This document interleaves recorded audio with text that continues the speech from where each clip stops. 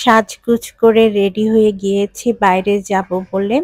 আজকে মাসের গ্রোসারি করতে যাব, সেই সাথে বাচ্চারা বায়না করেছে ওদেরকে কাচ্চি খাওয়াতে হবে। তাই ওদেরকে কাচ্চি খাওয়াতে নিয়ে যাব। তো মোটামুটি আমরা সবাই রেডি। কেমন আছেন সবাই? নিশ্চয়ই অনেক ভালো। আমিও আলহামদুলিল্লাহ বেশ আছি। নতুন একটা মিনি ব্লগে আপনাদের সবাইকে ওয়েলকাম জানাচ্ছি। আর এই নতুন জামাটা আমি একটা অনলাইন পেজ থেকে কিনেছিলাম কিছুদিন আগে।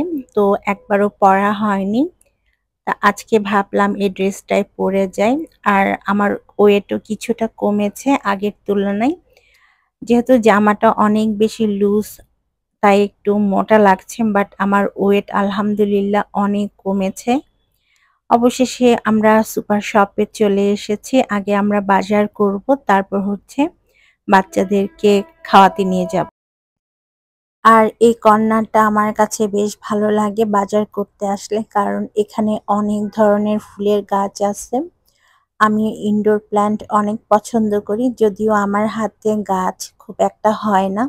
দেখা যায় আমি যে গাছটায় আনি না কেন সেটাই মরে যায়। তারপরও কেন জানি ভালো লাগে দেখতে।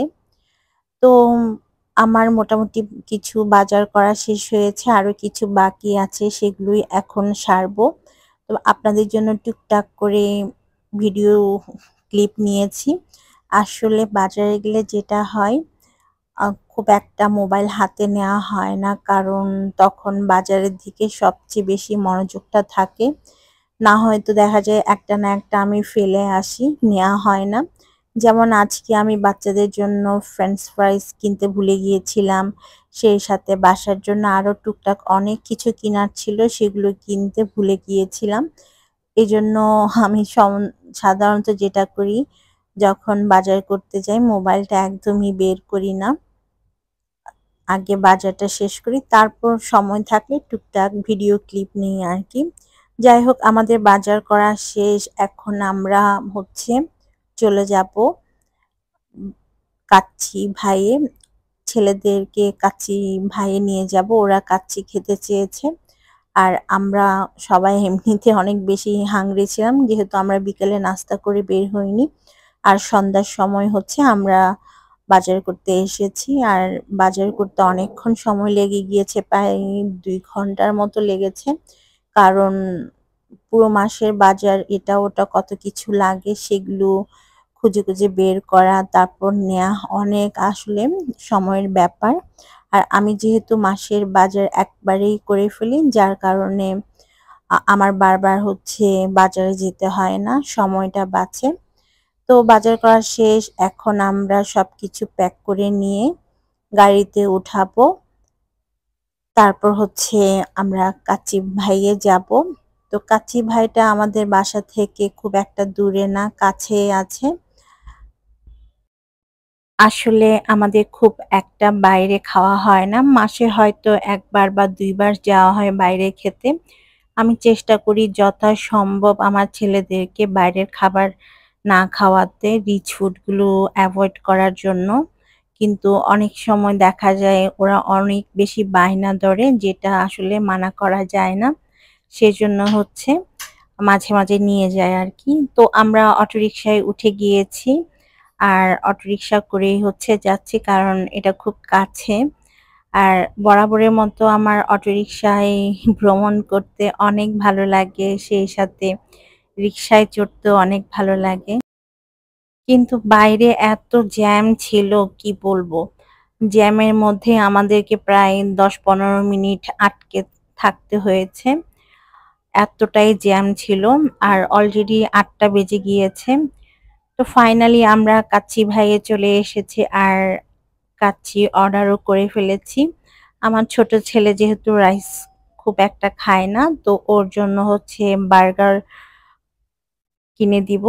পাশে KFC আছে, যেহেতু ওর জন্য ওখান থেকে একটা বার্গার কিনবো। ও কাচ্চি বলেন কিংবা রাইস বলেন কোনোটাই খেতে চায় না, ও এসব খাবে না বলেছে। যাই হোক, আমরা অর্ডার দিয়ে বসেছিলাম খাবারের জন্য। আর সবাই অনেক বেশি হাংরি ছিলাম, যেহেতু সন্ধ্যার সময় আজকে নাস্তা করা হয়নি, সেজন্য। অবশেষে আমাদের ৩ জনের কাচ্চি চলে এসেছে।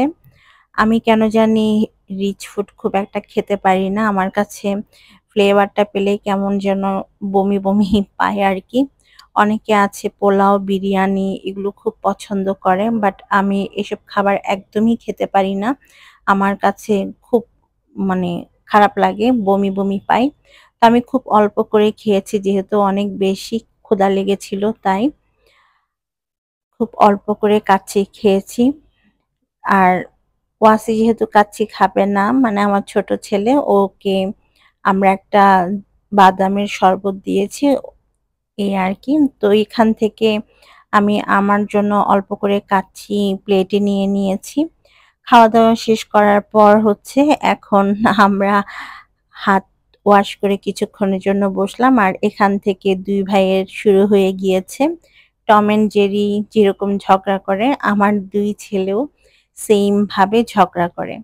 মানে ওদের ঝগড়ার কোনো শেষ নাই। তো আমরা কাচ্চি ভাইয়ে বিল পে করে এখন চলে এসেছি KFC তে।